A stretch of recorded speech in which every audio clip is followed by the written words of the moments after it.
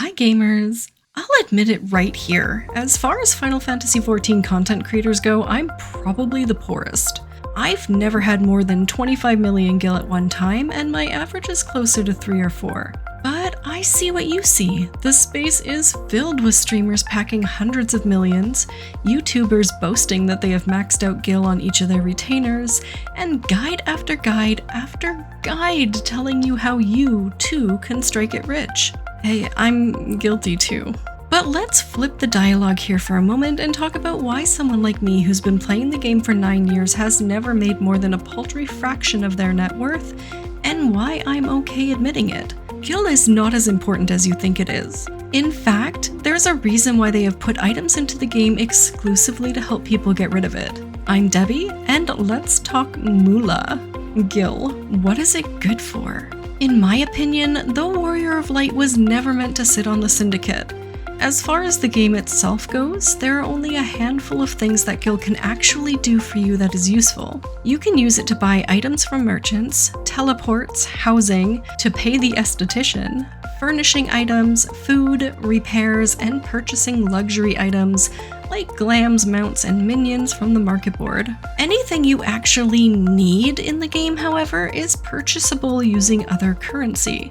The best gear is bought with tomestones, top-of-the-line crafting materials with scripts. In fact, there is an entire menu of alternative currencies you can use to purchase anything you might need, and each one of those currencies has multiple vendors selling stuff to you for it. It's like the Warrior of Light is the ultimate couponer. Why spend actual gil when you can get so much free stuff?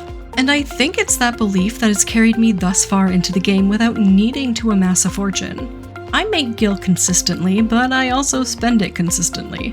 The market board is a tempting source of instant gratification, purchasing things I'm able to make myself but don't want to, and that's okay. I've never been wealthy, but I've always had enough to give away $1 million here or there to my community, as well as covering any expenses that come up, including houses, apartments, and free company chambers. Honestly, I think the average player with between 3 and 20 million gil would live a very comfortable life. You can save for a small home, keep up with your gear, stay fed, and not have any cares in the world. But if that's the case, then why so many gil guides? Gil can do what? Collecting gil has become a challenge in and of itself these days. There are players wholly dedicated to getting as much of it as they can as quickly as possible.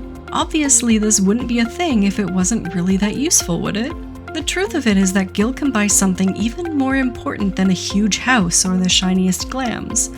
Gil can also buy the services of other players. It's true! Honestly, it's a part of the game I never really participated in, but in the context of a video on the necessity of Gil, it's incredibly important.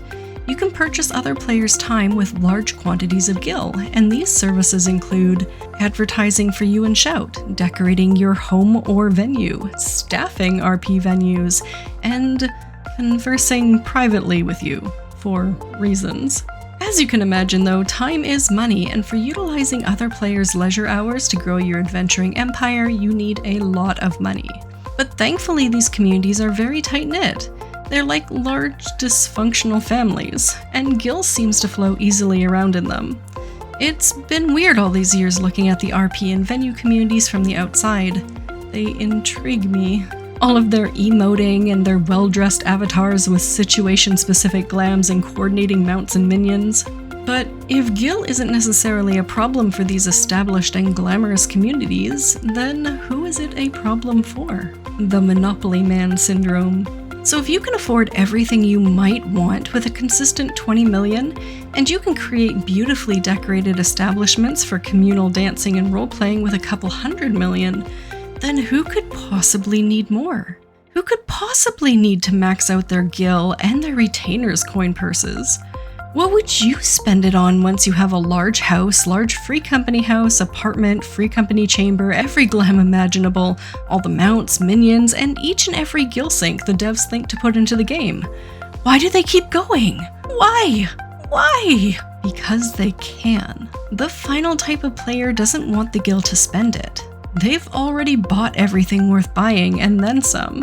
They don't want to give it away, though they may occasionally for entertainment, and they have no use for others' time. What they want is to win the game.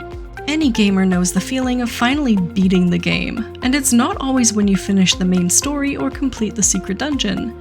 Sometimes it's when you max out your gold and know there isn't a single thing in the entire game, now or in the future, that you could possibly be denied. Maybe Final Fantasy XIV being an MMO is a little different than going to a merchant shop and triple nining every item just to show you can. But why wouldn't the players who enjoy that feeling play that way in this game too? I'm sure they do. In which case, a certain percentage of Gil videos aren't about helping the majority of players increase the amount of Gil they have because there's any real necessity for doing it, but simply to put the feather in the cap of a heck of a lot of game time. It's like the end credits rolling for them, proving they've won, and proving to other similar-minded players that it is indeed possible. Conclusion. So what does any of this mean? Is Gil necessary or not? Honestly, the moral of the story is this. If you're playing the game and you have less than 20 million Gil, there are probably things you've seen that you wish you could afford. Houses, expensive glams, really cool mounts. So to you, Gil will probably be important. You're probably wishing this video was another tips video. To you, I'm sorry. And offer this one here, if you haven't seen it. But if you're looking for a get-rich-quick tip, there's only one I can offer you.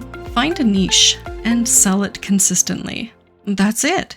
You don't have the time and energy to spend every moment of your playtime hopping back and forth between worlds to find the best deals or to buy low and sell high on every commodity you can think of. But you can choose one, like dyes, metals, cloth, crystals, etc., and get to know it very well.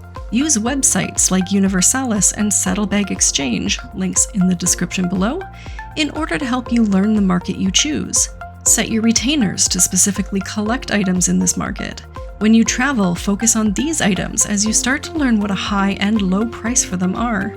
Maybe you'll miss out on a bigger payday that you might have been lucky enough to find had you been throwing darts all over the board, but a consistent income stream is a lot less stress, and when you have more time, you can start to branch out more. But perhaps the very reason I made this video was to assure the majority of players who were in my position that there's absolutely nothing wrong with playing the game with very little Gil.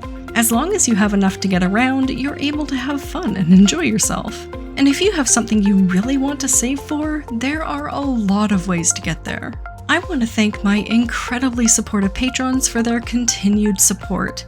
You are all absolutely amazing people. And really, if you haven't seen my Gil guide, check it out here. Thank you for watching, gamers, and I'll see you in game.